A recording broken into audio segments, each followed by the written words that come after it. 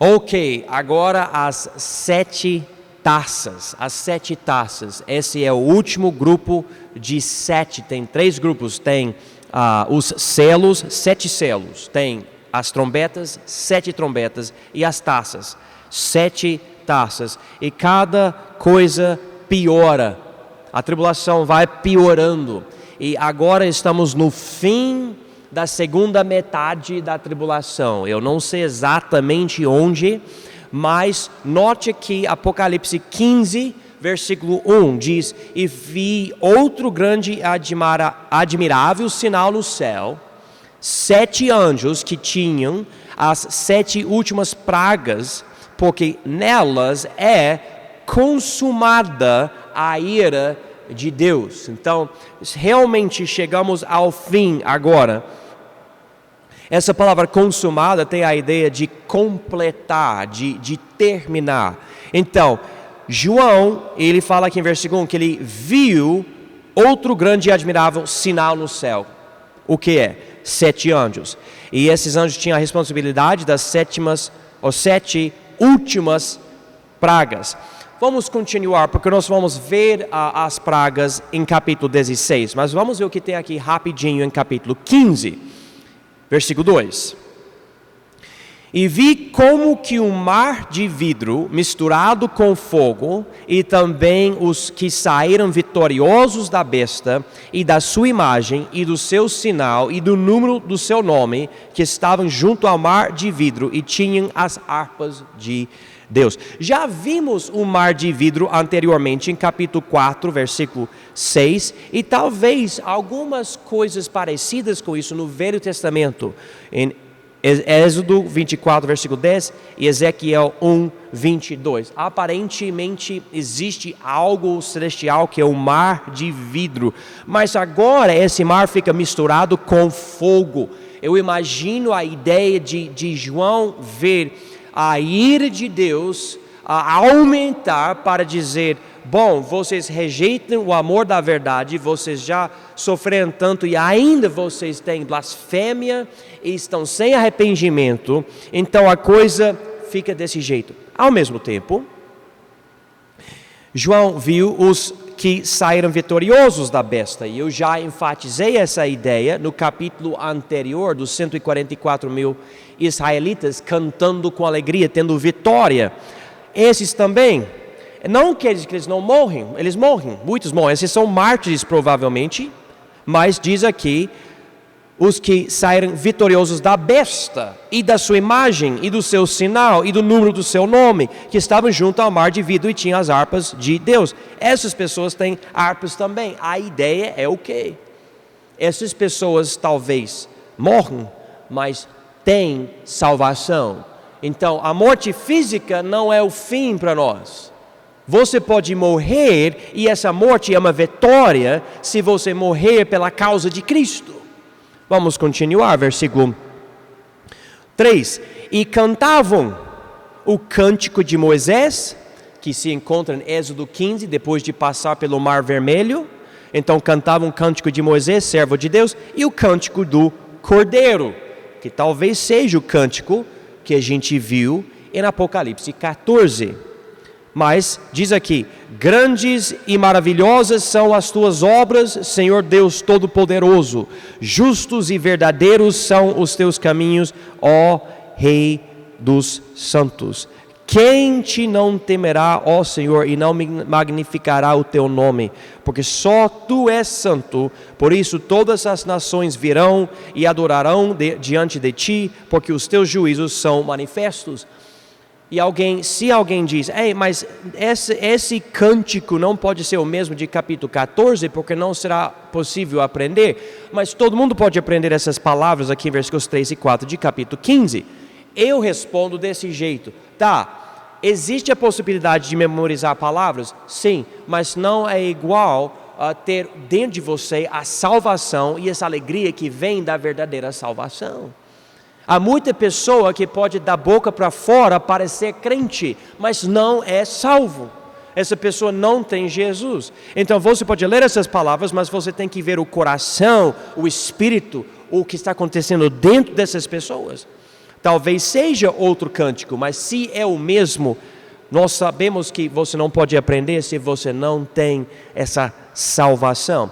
Interessantemente, diz aqui versículo 4, eles cantam: por isso todas as nações virão e adorarão diante de ti, porque os teus juízos são manifestos. Quando você volta no Velho Testamento e vai para Salomão, era o rei de Israel no momento mais glorioso da nação de Israel. E outros povos foram para Israel, dando riquezas e falando da glória de Israel. Salomão, ele é um tipo de Cristo no reino milenar. Realmente, ele é o tipo de Cristo no reino milenar.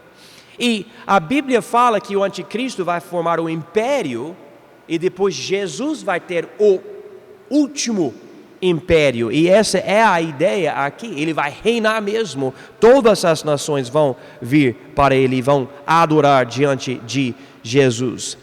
Agora vamos continuar, versículos 5 a 8. E depois disto olhei, e eis que o templo do tabernáculo do testemunho foi aberto no céu. E isso é interessante porque quando Moisés recebeu o modelo para construir o tabernáculo na terra, Deus usa uma linguagem para dizer que existe um templo no céu, e Moisés estava construindo algo semelhante. Aqui agora é esse tabernáculo, ou templo, no céu, e agora está aberto.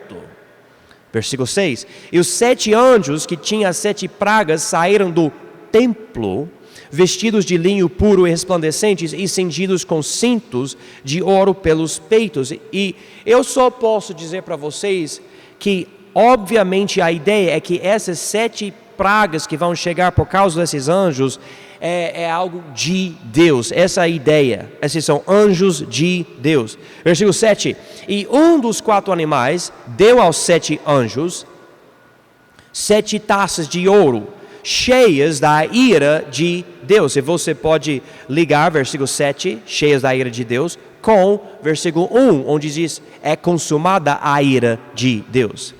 Então diz aqui, versículo 7, e um dos 4 animais deu aos 7 anos 7 taças de ouro, cheias da ira de Deus, que vive para todo o sempre. Versículo 8, e o templo encheu-se com a fumaça da glória de Deus e do seu poder, e ninguém podia entrar no templo até que se consumassem as 7 pragas dos 7 anjos. E novamente você vê muita coisa do Velho Testamento. Quando Salomão santificou o templo e tinha os sacrifícios e tudo, a fumaça gloriosa de Deus encheu o templo. Agora nós estamos vendo a mesma coisa aqui no templo celestial, com a ideia que essa glória está aqui, Deus está recebendo glória em tudo isso, e vai continuar durante todas as 7 pragas. Ninguém vai poder dizer: mas isso é horrível que Deus está fazendo na terra, não é justo isso. Deus está dizendo: é justo e é glorioso. Então, você não pode brigar comigo sobre isso. Essa é a ideia que Deus está nos dando. Agora vamos ver essas taças. Vamos para o próximo capítulo aqui, por favor. Apocalipse 16, versículo 1. E ouvi, vinda do templo, uma grande voz que dizia aos 7 anjos: ide e derramai sobre a terra as 7 taças da ira de Deus. Então, a direção dessas pragas é a terra. Nós vamos ver isso aqui. Versículo 2. E foi o primeiro e derramou a sua taça sobre a terra. E fez-se uma chaga má e maligna nos homens que tinham o sinal da besta e que adoravam a sua imagem. Então, quem não gosta de Covid, levanta a mão. Eu não gosto. Mas Covid não é nada comparada com as pragas que vão chegar. E aparentemente uma chaga má e maligna, bolhas na pele, coisas horríveis aparecendo na pele das pessoas que recebem a marca da besta. Essa é a ideia de versículo 2. Então o povo vai sofrer com isso. Eu não sei, talvez Deus esteja mostrando aqui através de tudo isso, eu vou fazer tanta coisa horrível e ainda esse povo é tão ímpio que vai continuar no erro, vocês vão ver isso. Daí vocês não vão poder dizer, ele falando para a humanidade, Deus não é justo. Não, porque olha só, ele faz tudo isso e ainda o povo não se arrepende. Versículo 2. E o segundo anjo derramou a sua taça no mar, que se tornou em sangue como de um morto. E morreu no mar, olha aqui, marca essa palavra, toda a alma vivente. Já vimos um monte de peixe, etc., morrendo em pragas anteriores. Mas agora, no fim, fica horrível. A água fica tão nojento. Eu imagino até o cheiro do mar. Algo insuportável. Versículo 4. E o terceiro anjo derramou a sua taça nos rios e nas fontes das águas e se tornaram em sangue. Agora, eu imagino, será difícil beber, não tem água, toda a água fica estragada. Versículos 5 a 7. E ouvi o anjo das águas que dizia: Justo és tu, ó Senhor, que és e que eras e que hás de ser, porque julgaste estas coisas. Visto como derramaram o sangue dos santos e dos profetas, também tu lhes deste o sangue a beber, porque disto são merecedores. E ouvi outro do altar que dizia: Na verdade, ó Senhor Deus Todo-Poderoso, verdadeiros e justos são os teus juízos. Então, essa voz está enfatizando o que? Deus é justo em fazer isso, porque essas pessoas matavam os santos e os profetas, versículo 6. Interessantemente, em versículo 5 diz, ouvi o anjo das águas. Então, aparentemente, há um anjo das águas. Eu compreendo isso até um certo ponto, que existem anjos com certas responsabilidades aqui na terra, mas aqui fica muito explícito. Vamos continuar e ver o quarto anjo, versículo 8. E o quarto anjo derramou a sua taça sobre o sol, e foi-lhe permitido que abrasasse os homens com fogo. E os homens foram abrasados com grandes calores, e blasfemaram o nome de Deus, que tem poder sobre essas pragas, e não se arrependerem para lhe darem glória. Eu vi recentemente alguns vídeos na internet, eu não sei se foi o Facebook ou o YouTube, mas não sei se são seriados ou filmes, eu realmente não sei o que é, mas pegando histórias bíblicas, mas usando de formas bem de blasfêmia mesmo, tipo zombando de Deus, zombando das histórias bíblicas e tudo. Eu vi do dilúvio, mas realmente tudo para a coisa parecer tão engraçada e tudo. E eu vejo como o coração da sociedade está sendo transformado para realmente blasfemar de Deus de qualquer jeito. Aqui diz que o sol vai ficar tão quente, ou a atmosfera vai ser destruída, que o sol vai queimar a pele. Quem já ficou super queimado por causa do sol, pelo menos uma vez na sua vida? Eu me lembro de uma vez, eu fui para a praia com a minha esposa, qual ano que foi, eu não lembro, mas... E ela voltou a cor de um tomate mesmo, ela estava sofrendo demais. Ela ficou no hotel deitada assim, bolhas na pele, eu estava... Então, acabou com as férias, né? Mas sol muito quente. Quem já passou por algo tão horrível, né? Horrível. Enfim, eu estou brincando um pouco sobre isso porque é algo que passa, mas eu não vejo que vai ser algo que passa quando terminar. Segundo essa revelação aqui em versículos 8 e 9 de Apocalipse 16, e o povo vai blasfemar. É isso que diz aqui em versículo 9. O povo não vai voltar para Deus.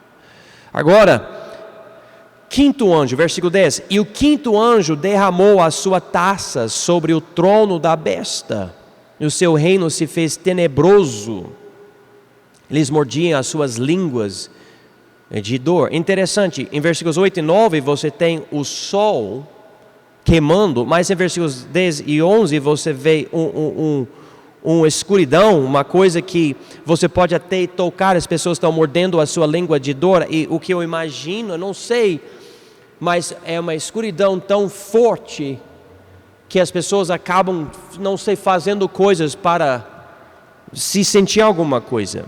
Mas versículo 11 diz: e por causa das suas dores e por causa das suas chagas, blasfemaram do Deus do céu e não se arrependeram das suas obras. Então, novamente, tudo isso demonstra a justiça de Deus. Deus já falou milhares de vezes: receba Jesus. Ele já enviou, ou tem a ideia que ele envia esse anjo para pregar o evangelho eterno. O povo ainda blasfema. Agora ele manda essas pragas e ainda o povo blasfema de Deus e não se arrepende. Agora vamos ver o sexto anjo. E o sexto anjo derramou a sua taça sobre o grande rio Eufrates. E a sua água secou-se para que se preparasse o caminho dos reis do Oriente. E o que eu entendo aqui é o envolvimento da China, da Índia, etc. Esses povos que são grupos enormes de pessoas, Deus vai secar o rio Eufrates para poder chegar na batalha de Armagedon. E o que vai convencer todo mundo a participar dessa guerra?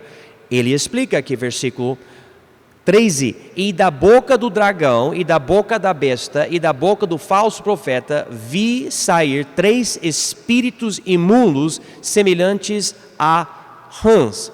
Então, rãs, sapos, esse tipo de bicho, representam esses espíritos, esses demônios, que vêm da boca do dragão, da boca da besta, da boca do falso profeta. E essa é a trindade do mal, a trindade satânica. Dragão é Satanás, besta é o anticristo. E aqui a outra besta, ele não fala mais outra besta, ele fala especificamente falso profeta, que já entendemos de capítulo 13. Então, vão falar algo. O que eu imagino é que o dragão vai falar algo para o anticristo vai falar algo e o falso profeta vai, vamos dizer, evangelizar essa falsidade, convencendo o mundo a entrar nessa batalha. Vamos eliminar o povo de Deus em Israel, vamos eliminar Israel, vamos eliminar esses 144 mil, vamos eliminar, e daí nós vamos ter vitória total, seja o que for. Versículo 14: porque são espíritos de demônios que, fazendo milagres, vão ao encontro dos reis da terra e de todo o mundo, para os congregar para a batalha daquele grande dia do Deus Todo-Poderoso. Versículo 15: eis que venho como ladrão. Agora, ao meu entendimento de qualquer interpretação possível, o que eu vejo é que, com tudo isso que estará acontecendo nessas pragas no fim, através de versículo 15, Jesus não terá chegado ainda, porque ele diz: só agora eis que venho como ladrão. Então ele vai vir no fim da tribulação, mas exatamente quando eu não sei. Porém aqui dá a ideia que no fim, pelo menos depois do sexto anjo, ele vem só depois do sexto. Quando exatamente eu não sei. Bem-aventurado aquele que vigia e guarda as suas roupas, para que não ande nu e não se vejam as suas vergonhas. E os congregaram no lugar que em hebreu se chama Armagedon. E eu não posso dizer para vocês exatamente porque fala sobre roupa aqui, mas é o que a Bíblia enfatiza. Eu sei que nós temos a nossa roupa, que é as nossas justiças, porque nós vamos receber essa roupa que representa nossas justiças no céu. Mas aqui falam para as pessoas da terra: bem-aventurado aquele que vigia e guarda as suas roupas, para que não ande nu e não se vejam as suas vergonhas. Versículo 16: e os congregaram no lugar que em hebreu se chama Armagedon. Então a gente viu em capítulo 14, versículos 19 e 20, essa ideia de sangue pelo espaço de 1.600 estádios, e agora ele fala sobre o lugar onde isso vai acontecer, Armagedon, Vale de Israel, esse lugar, Megido. Armagedon quer dizer monte de destruição. Agora, vamos ver o sétimo e último anjo, versículo 17. E o sétimo anjo derramou a sua taça no ar, e saiu uma grande voz do templo do céu do trono, dizendo: está feito. E houve vozes e trovões e relâmpagos, e houve um grande terremoto, como nunca houve desde que há homens sobre a terra. Tal foi este tão grande terremoto. E a grande cidade fendeu-se em 3 partes, e as cidades das nações caíram. E da grande Babilônia se lembrou Deus, para lhe dar o cálice do vinho da indignação da sua ira. E toda a ilha fugiu, e os montes não se acharam. E sobre os homens caiu do céu uma grande saraiva, pedras aproximadamente do peso de 1 talento, e os homens blasfemaram de Deus por causa da praga da saraiva, porque a sua praga era muito grande. Então, nós vemos aqui 2 coisas principais. Grande terremoto, que afeta até a Babilônia, que é essa sede do império do anticristo. E também tem essa saraiva, ou granizo. Essa palavra talento, se vocês quiserem marcar aí nas suas Bíblias, é o peso de 58,9 quilos. Ok? Então nós estamos falando sobre algo extremamente pesado, caindo do céu e com certeza quebrando muitas coisas.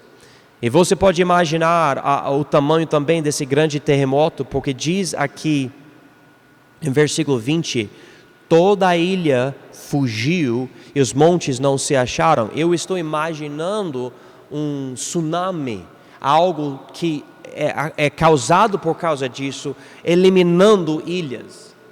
Eu já visitei várias ilhas na minha vida e é incrível como elas existem, porque especialmente no Golfo do México, etc. É uma ilha, mas tem toda essa água, tem todo esse furacão que passa, e ainda tem essas ilhas, tem as pessoas e tudo. Mas um dia, segundo essa profecia, quando Deus estiver acabando com tudo, Ele vai deixar esse grande terremoto acontecer, e essas ilhas vão fugir, e os montes vão sumir, e esse granizo ou saraiva vai cair. E ainda, vocês vão ver novamente aqui, no fim de versículo 21, os homens vão blasfemar de Deus, por causa da praga da saraiva, porque a sua praga era muito grande. E assim termina essa parte sobre as 7 taças, mas ainda tem uma descrição aqui, versículos 17 e 18, fala especificamente sobre a queda da Babilônia, a cidade e todo o império, e daí você vê as bodas e a vitória de Cristo em capítulo 19, e o milênio vem em capítulo 20, e nós vamos ver essas coisas até um certo ponto nas próximas aulas.